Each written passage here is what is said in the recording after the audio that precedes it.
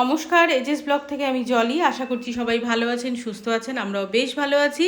আজকে আবার একটা নতুন ভিডিও নিয়ে আপনাদের সবার কাছে চলে এলাম, তাই আপনাদের সবাইকে স্বাগত জানিয়ে নতুন ভিডিওটা শুরু করছি।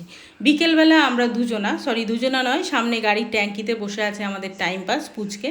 তো আমরা আমাদের বাড়ির থেকে প্রায় 5 কিলোমিটার দূরে, জায়গাটার নাম হলো শেওড়াগাছি হাট।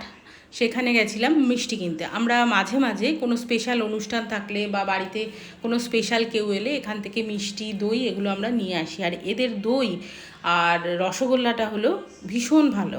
তো সেই কারণেই এতটা দূরে আমরা যাতায়াত করি, প্রায় আপ ডাউন করে প্রায় 10-11 কিলোমিটার মতো হয়ে যায়। আজকের এই ভিডিওটা আমি আগের দিন থেকে শুরু করলাম। এবার আসছি মেন গল্পে আপনাদের সাথে, যে কেন আমরা আজকে এখানে মিষ্টি কিনতে এসেছি আর আজকের এই গল্পের বিষয়বস্তু। অনেক সকাল সকাল উঠেছি, একটু মেঘলাও হয়ে আছে সকালটা। আজকে আমাদের বাড়িতে একটা ছোট্ট অনুষ্ঠান। আমার ননদের নাতি, মানে সম্পর্কে আমারও নাতি, ও আজকে আসছে। ওকে আজকে অপৈতে ভাত আমরা খাওয়াবো, কয়েকদিন পরেই ওর পৈতে। আর তার সাথে আমার যে ভাগ্নে আর ভাগ্নে বউ, ওরা ইউএসএতে থাকে। ওরা প্রায় 2-3 বছর পরে এলো, ওদেরই বাচ্চার পৈতে। তো আজকে সেই সবের আয়োজন করার আছে, তাই অনেক তাড়াতাড়ি উঠেছি। আর আজকে মনে অনেক আনন্দ নিয়ে সব কিছুর কাজে হাত দেবো, আর যাতে সব কিছু ভালো ভালো হয় সেটাই চেষ্টা করব। আর সমস্ত ভিডিও আপনাদের সাথে শেয়ার করব, সঙ্গে থাকবেন, দেখতে থাকবেন। আজকের দিনটা এতটাই আনন্দের ছিল, একটা ফ্যামিলি গেট টুগেদার, অনেক দিন পরে সবাই এক জায়গায় হব।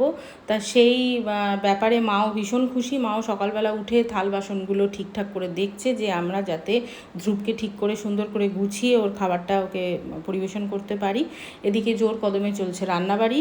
রান্না বলতে আমাদের বাড়িতে সেদিন হচ্ছে গন্ধরাজ কাতলা, ডাল, ভাজা, পটলের পুর, মাটন, মিষ্টি, দই, পাঁপড় ভাজা, এরকম আরও যাবতীয় অনেক কিছু, প্রচুর আয়োজন, অনেক রকম রান্নাবাড়ি করেছি, যাতে ও কী খেতে ভালোবাসে, যেটা ওর ভালো লাগে, এরকম অনেক রকম অপশান ওর জন্য রাখা ছিল।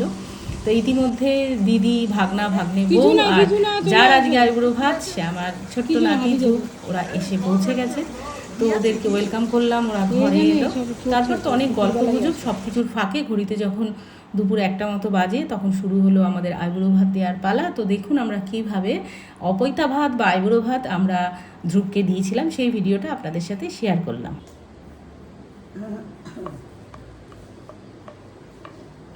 প্রথম আইবুড়ো ভাত হলো। হ্যাঁ, মামা বাড়ি।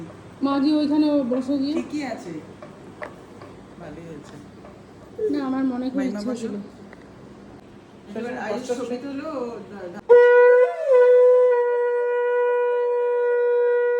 একটু হেসে হেসে টাকা।